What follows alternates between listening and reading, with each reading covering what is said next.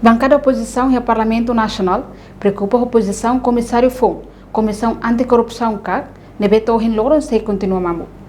Deputada bancada PLP, Hermenegilda da Costa Laurentina, e em intervenção e a plenária terça-feira ne Katak, da labara kuliah hakara combate corrupção, mas beto agora ladau e a comissário FON CAC hodi hari instituição importante ne. Também nessa representante povo e uma fuga Parlamento Nacional. O suba liderança Sira, atu cria consenso holalais. No nebel apresenta nomeação do comissário FON CAC holalais.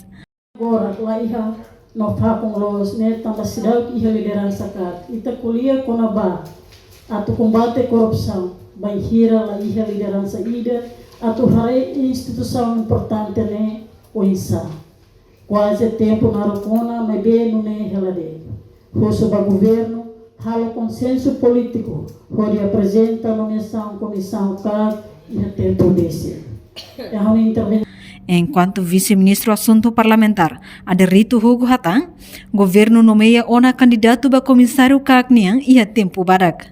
O governo da CIA se halo submissão FON ba candidato comissário FON Kakniang, tuir preferência bancada bot rua husu, hafa em governo acompanha andamento ba contacto Sira entre bancada CNRT e Ferteling. Reportagem da Fátima, Televisão Timor Post. Janela informação ba emogoto. Atua tem informação atual dia Clio. Kita haluha. Haneham botão subscribe, like. Halo comentário no fahe tutang ba media sosial hotu.